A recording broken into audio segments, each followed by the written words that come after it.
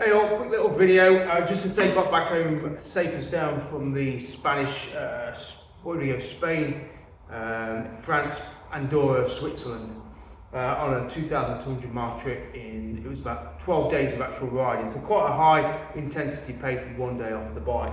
Mix of bikes from everything from the 300 Rally that I was on to CB500Xs, to Target 855s, GS1200s, bit of everything in between, really, so some fast bikes, some slow bikes. It kind of worked out okay. Just a final quick review on the Voge 300 Rally before it goes back to the importer. On Friday I'm taking it up. I'm disappointed to say it broke down on me. You know, last few miles of the trip, I'd done nearly 7,000, it ticked over 7,000 miles. I'd ridden it to the Alps and back, I'd ridden it from Land's End to Johnny Groats and back, and on this trip I'd ridden it all the way through Spain and all those France and Switzerland and back to the ferry, and I was going back to Devon Saturday evening, and the bike just cut out on me on the motorway just before I was due to get off the exit, so I pulled the clutch in and coasted down, and then I had to push the bike about half a mile up the slipway and then into a services way. Very kindly, Steve, who had been on the trip, who lived near to Tiverton where I broke down, he came out of the van and recovered it home. So, you know, a really disappointing end to what had otherwise been a 7,000 mile period of success, really. I'd really enjoyed the bike, I thought it rode well, the engine was good, the handling was great. Quality actually seemed pretty good, still a bit of rusting on the exhaust and stuff. Chain seems to be lasting, tyres have done 7,000 and still got probably another 3 or 4 left in them. So lots of plus points, especially for a £4,000 bike. So yeah, really disappointed that it let me down at the last hurdle. I wasn't going to say anything because I didn't want to sort of damn the bike after, you know, talking it up so much. So I thought I probably won't say anything. I'll get it back to the importer, let them have a look at it, see if they can fix it. Let's see what the problem was, you know, because it'd be a real deal breaker if it was a big problem. Anyway, so I loaded it in the van this morning, took it to Islands down in Barnstable, our local bike shop. So Phil was there, he said, get it out of the van, let's have a look. Put it on the ramp. He says, you start stripping it down, let's see what we can find. You know, maybe it's a fuel sender or relays or fuses or whatever. Because it was starting but dying immediately again. So something was really wrong. And it cut out just as I'd finished a high speed attempt. So I got to 84 miles an hour on it, and then it went. So I thought, maybe I'd seized it, maybe I'd done something big internal.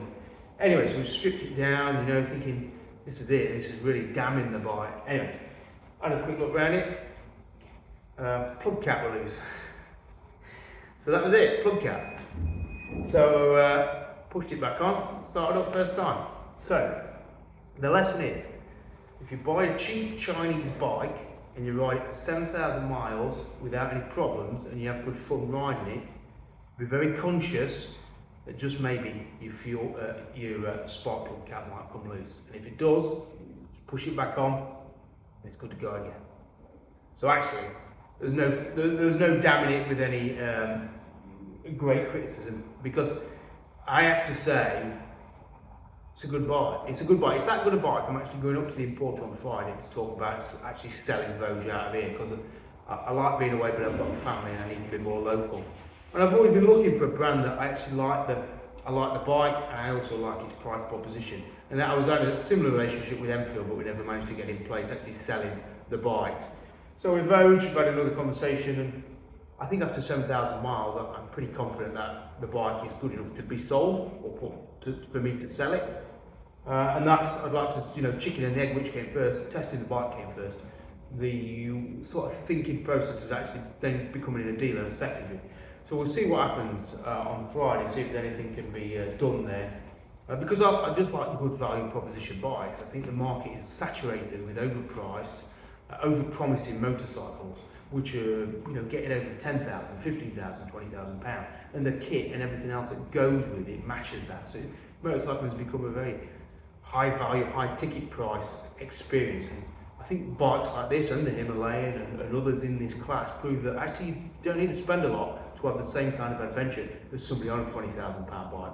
There's some footage I've got to upload that me and Graham was on an NC700, I was on this. We were chasing a group of GS boys up these mountain passes in France, and they couldn't get away from us. We were on their tail, tooth and nail, and it just shows that you can have all the power, you can have all the kit, but are you any faster, are you any quicker, and are you having any more fun than the guy who's on a cheap bike? It doesn't even have to be a new bike, it can be a £2,000 bike. We had Mike on this trip, Tiger 855 or whatever it is, that bike's not even worth £2,000. And he had a great trip. So this sits in with that, and if anybody's looking for a final conclusion, I've not got a lot of negatives to say. You know, a bit of corrosion. I mean, somebody picked up the point I said there was a bit of corrosion and said, well, it's a terrible bike, you've got a bit of corrosion. It's got one bolt that's corroded. 2 bolts, if you count that one, you can't see. 2 bolts in 7,000 miles. I didn't realise everyone was such perfectionists, but for me, £4 bike, happy days. So whether we sell Voge or not, I'll carry on talking about small bikes, little bikes, big trips. So stick around for that. I've got to get the kit fitted, the Rally kit fit for the 310GS.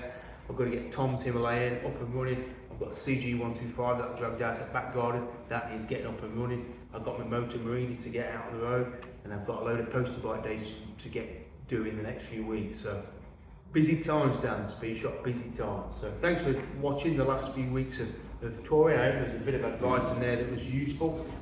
And Spain, the conclusion is Spain was the pick of all that route. Español.